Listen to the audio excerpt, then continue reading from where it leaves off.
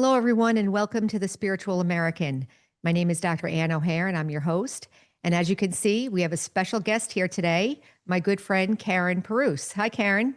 Hi, and thanks for having me. I'm very happy to have you here today. Karen is a longtime practitioner of Raj Yoga meditation, 28 years plus of meditation practice and study. And she's also a spiritual life coach, specializing in helping women and in relationships. So, welcome, Karen, to the program. Thank you so much. So, our topic today is opening your heart, open your heart. And what Mhm. I'd like to do is just start off with you talking about what it is you do as a spiritual life coach, because I think it perfectly fits into the topic. And I just Mhm. want to give you the floor and just describe a little bit about what you do and how you help women, especially, but how you help people in relationships.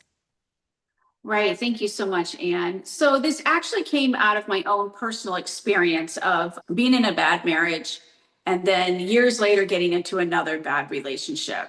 And so, I really had to look within about what is it that I am doing to attract this type of relationship and to enable this kind of behavior. And so, I had to do a lot of deep soul searching and now that I've gotten to the other side of that and really restored my own self respect, because I feel like that's the number one thing to open my heart to is to myself. And so getting to the other side of that, then I want to share that knowledge and help other women who are struggling in a bad relationship that is just, dragging their heart through the mud. So, what do you think if you were talking, like, what would be the first kind of steps that you would take with someone? And what would be a good match for your service? What kind of person, what kind of situation would be a good match? If anybody's listening out here, how would they know if they're a good candidate to work with you? So the perfect candidate would be someone who's trying to decide whether to stay in the relationship or go. Someone who is in a relationship that they don't feel that who they are is being honored. They're feeling disrespected. They're feeling like they have to play it small for the sake of the relationship. And so that would be the ideal. And what I do is help women connect with their own inner wisdom. Because within the soul, within our true spiritual being, there is a place of wisdom.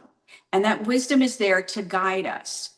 But as women, we are often raised to seek other people's opinions and to live by other people's standards. And so we are trained through life to listen outside instead of listen within.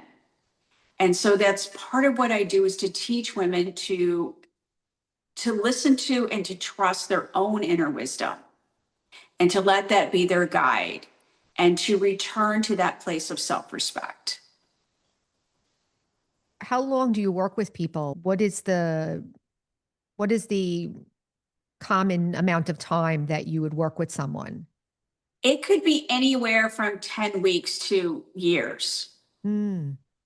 because it depends on what you want to invest in the journey. Like, do you just want to get through the moment or do you want to keep going on? Because here's what happens. You solve the relationship, you get out of that and you go, whoo, okay, I made it. And the next thing you know, now it's happening at work. Now there's something else coming up. And then you're like, wait a minute, I thought I solved this. How am I back in the same situation? Because as humans, there's layers, right? And as soon as you peel back one layer, well, there's another layer. And so it's a journey. It's not a snap done, solved, over. It is a journey. So, to the point of the topic today, open your heart. I was also in a relationship, a prior marriage that was not good for me.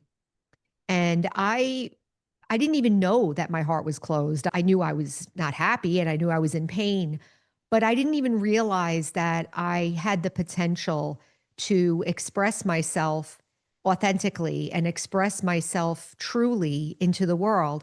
I like what you said about having to ask other people and feeling like you don't even know. It's just so ingrained that it doesn't Mhm. even feel like I'm asking. It just feels like this is what I do. It's so automatic that I wouldn't even notice that I'm doing it. It's all the time. It's every time. The idea of taking my own counsel wasn't even on the menu. Right, right. So, I mean, for me, I know I'm a practitioner of Raj Yoga meditation as well. So I know that this process brings you back to my self-respect. And part of the hurdles were to be able to trust myself. And then past that is the opening your heart. So can you talk a little bit about what is it like to begin to trust yourself? What happens and what are the pitfalls? Like, is this a place where people quit? Is this a place where the old stuff comes back? And then what happens after that? Where does the opening of the heart begin in the process? Right. So I feel like there's three main steps in learning to trust your own inner wisdom. The first step is to recognize the voice of your wisdom because we have a lot of chatter going on inside our head and it's all coming from different places. So step one would be to recognize, oh, this is the voice of my inner wisdom. The second part is to quiet the mind down enough so that your wisdom gets a word in edgewise because your mind is constantly right? And so when I say quiet mind down enough, what you want to do is to be able to hold on to an elevated spiritual thought for a few seconds. So if I were to think, I am a peaceful soul. So I'm able to hold that thought without getting distracted for a good couple of seconds. So that's what I mean by slowing the mind down. And then the third step, which is a huge step, is trusting that inner wisdom. Because very often we have so many habits. Our thoughts are habitual. How we handle relationships is habitual. How we handle adversity, all of that is habitual. And your inner wisdom is going to want to take you out of that comfort zone and say, let's handle things a little bit different. And so it's a big step to trust that. But I think that is also a big step to learning to trust yourself and to come back to self-respect. Hmm. Yeah, I'm wondering, like, when you do the coaching, Mm-hmm.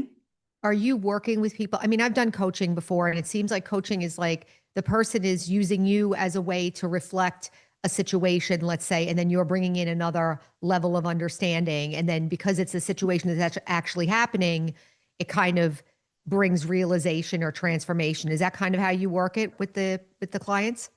Yes, yes. And a Mhm. lot of it is looking at old patterns because Mm. believe it or not, and unfortunately, we tend to attract the pain that we are comfortable with.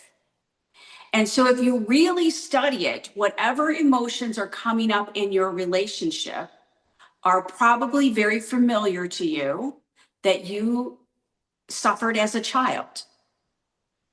And so you are finding people that are going to trigger those emotions for you. And so And part of that why is would we do that recognizing, though? So huh? tell me, why would we do that though?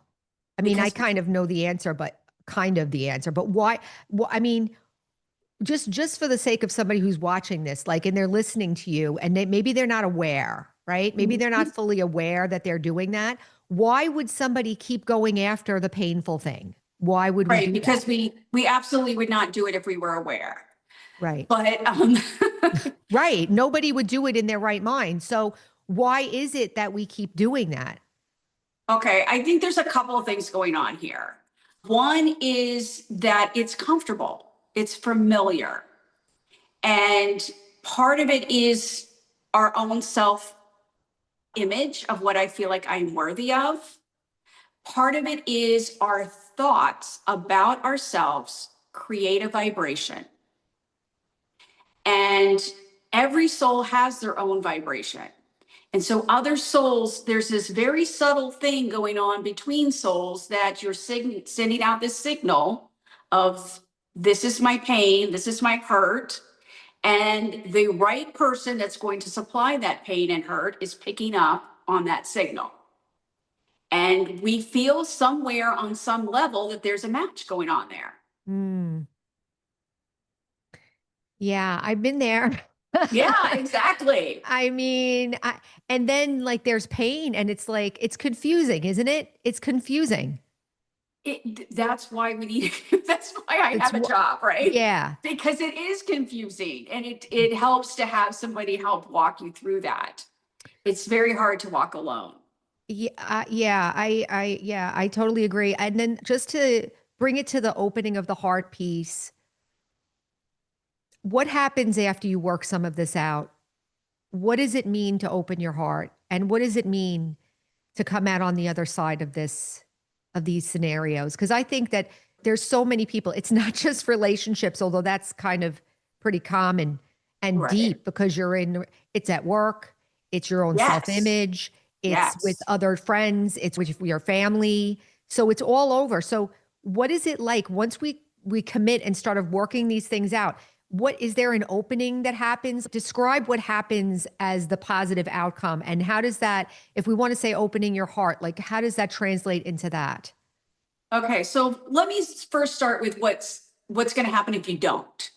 Mm, Because like you said, it's everywhere. It's work, it's friendships, it's family members, it's neighbors.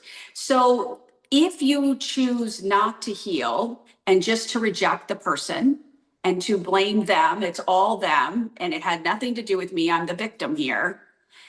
What happens is that situation is going to come back in some other shape or form. So even if you decide not to get into another relationship, it's going to come up from somewhere. So somewhere at some point, you're going to have to look within and do the healing. And what comes out on the other side is so much strength. mm, And I know we keep harping on self-respect, but that it's not a small thing. Self-respect is huge. And I feel like if I had one gift to give the world, it would be self-respect because so much goodness and so much positivity comes out of being able to stand in your own self-respect, being able to look in the mirror and like who you see.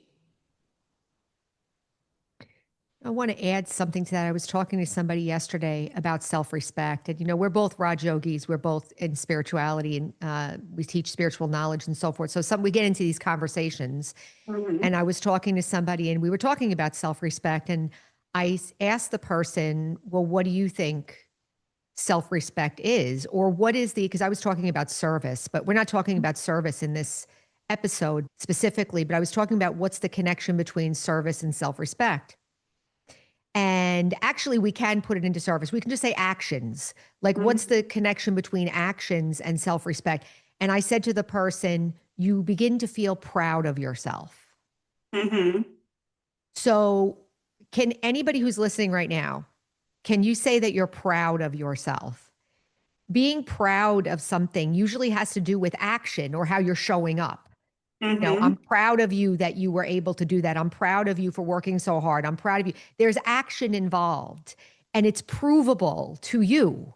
So, does that kind of fit into what you're talking about? Like, as the person goes through this process, their actions are changing and they start to feel a little bit like we're calling it self respect, but do you begin to feel proud of yourself like on the other side of this? I think so. Yes, but I feel like there's a difference between being proud of yourself by what's on the outside. I am proud of myself because of my accomplishments. I'm a proud of myself because of the car I drive or, these outside things. But this is really coming within. And I'm proud of myself because of the person that I am Mm, because I have realized my own value and what I have to share with the world, my virtues, my qualities, my own inner beauty. And that is true self respect. When I realize what I've come to this world to share and how special that is. And I feel like when you are full of that, then you are less needy on the outside. You don't need people to praise you. You don't need people to agree with you. You don't need to please people and to be a mhm. doormat because you are so full of who you are and feel so good about yourself within. Beautiful. So, hopefully, this has been an interesting talk for everyone listening today. I want to thank Karen so much for joining us today. Her information is in the description below, and her website and on Facebook and on website is called Spiritual Breakup Solutions. And you can get a coaching You can session get with a, her. yes. Can you say what it is, Karen? What is the first contact with you like? So on my website, you can sign up for a free heart clarity call. That's what I was trying to remember the words to. Okay. Yes, a free heart clarity call where we can just talk to each other, and you can tell me a little bit about what's going on, and I can tell you a little bit about what my methods are, and we can just see if we're a good match for each other. So that way, there's nothing to lose. Mhm. Great. So, everyone, if you're interested in this and this feels like something that maybe you could benefit from, Karen's information is in the description below. And again, I want to thank you, Karen, very much for being here. It's always nice to have you.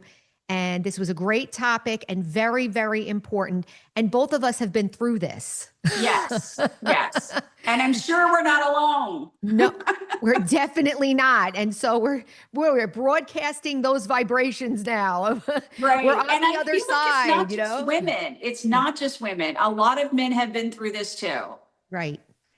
Yeah, I'm glad you said that because everyone can get into a situation like this. And this inner reflection and transformation is available for everyone. Yeah. Okay, so Absolutely. we'll end it there. Remember, our slogan is heal, empower, and serve. And until next time, take care, everyone. Thanks, Karen. Thank you, Anne. All righty. Bye bye. Bye.